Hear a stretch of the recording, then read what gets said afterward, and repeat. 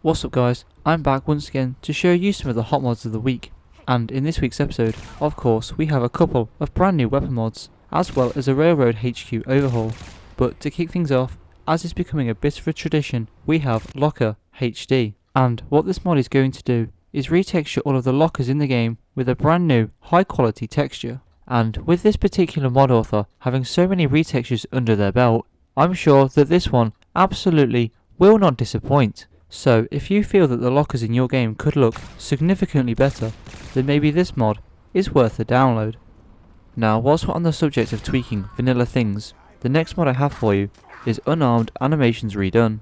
Now if you've played Fallout 4 enough, then you too are probably bored of the vanilla unarmed animations, and what this mod is going to do is spice things up with some new animations to look at when you have no weapon equipped, and these animations are going to affect running, sprinting, blocking, light attacks, and heavy attacks. Now it's also worth noting that animations such as jumping and attack stuns are completely unaffected. Now the next mod I have for you is Sas Gas Mask with Balaclava and Scarf, and of course you can craft all of these pieces at a chem station under the SAS section, and it's going to require no perks and no crafting materials. Now the Balaclava is going to give you 5 ballistic resistance, the Balaclava and Gas Mask is going to give you 10 ballistic resistance and 1000 radiation resistance, the S10 Gasmask, which is going to give you 5 ballistic resistance and 1000 radiation resistance, the Sas Gas Mask, which is going to give you 15 ballistic resistance and 1000 radiation resistance, and finally the Scarf, which is going to offer no bonus. So if you're looking for some new headwear to spice up your Fallout 4, then maybe this mod is worth a download.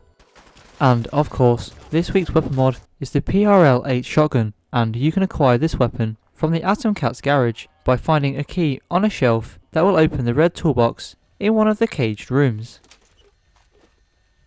And in terms of upgrades, you have the choice of 9 receivers, 4 sights, and finally 3 muzzles. Now my first thought after using this weapon was that this seems like something straight out of Mad Max. Now this may be because it is, well, a double barrel shotgun, but still I couldn't get this thought out of my mind. But anyway, let's move on to the next mod. Now having played Fallout 4, there is no doubt that at some point you would have run into the Railroad HQ, and with this next mod we're going to be making it look a little bit more interesting with Railroad Redone HQ Revision. Now to me, the Railroad HQ never really felt much like a HQ, but now with this mod we can start to take them a little bit more seriously. No more sleeping on mattresses on the floor.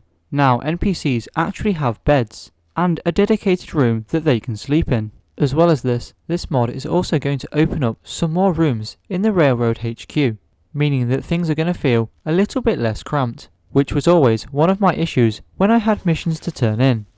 But anyway, whilst we're on the subject of secret underground areas, the next mod I have for you is Underground Hideout Redux, Player Home. Now to gain access to this brand new player home, you're going to need to head to a secret location between Longneck Likowski's Cannery and Kingsport Lighthouse. Here you'll find a preservation shelter, which will give you access to this new cell. Now if you thought it was going to be that easy, then you are mistaken. After reading the note, we will begin the quest, finding Jonathan. Now if it wasn't enough that this mod author has created an absolutely insane player home, they also decided to make one of the most interesting dungeons that I've seen for a very long time, and all for what is essentially just a fetch quest. The combination of the narrow tunnels, open rooms, and all the different subway sections really make for a fun change of pace. Now one thing I do have to say about this dungeon is I absolutely would not recommend coming down here as a low level character. All the gunners were extremely well armed, and extremely well armoured for that matter, including several legendary enemies, enemies with stealth boys, and enemies in power armour. As well as this, it seemed that every single lockable container had a master lock on it, which is by no means a deal breaker, as you can just ignore them, but it's still something to take note of.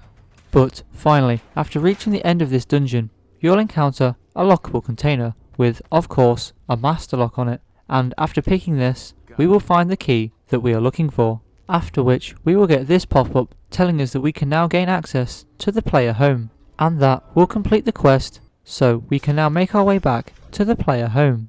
and after getting a quick scan, we can make our way inside, to which I would highly recommend that you switch on all the lights. Now this player home is of course going to come with everything that you would expect from a modern player home mod, including a couple of bedrooms, a chemistry station, and an all-in-one weapon and armor workbench, and a couple of extras, including a place to store your bobbleheads, a water purifier, a place to store all of your drugs, and of course, several containers for storage. Now the last thing to mention about this mod is it is an old school player home, meaning that you can't build in it, you can't send settlers to it, you can't dismiss companions to it, and you cannot create supply lines. So if you feel that your game could do with an old school player home like this, then maybe this mod is worth the download.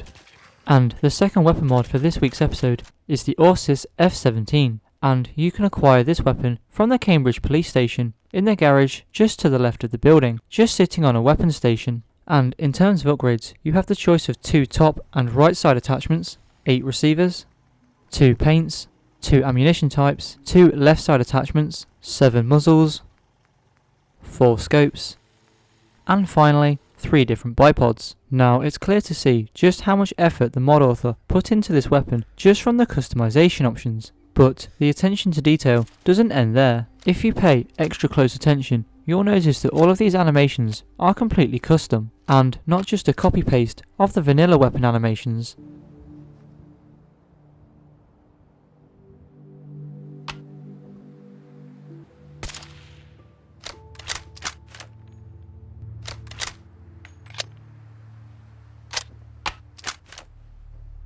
Now the final thing I have to say about this mod is it's going to come in potentially 2 files. The main file, which I believe is going to be 2K textures, and an optional file which is going to improve that to a 4K texture. And with that, that's going to wrap it up for this mod, and the video for that matter. I hope you all enjoyed the mods here today, and if you did, don't forget to hit that subscribe button, and I hope to see you all in the next video.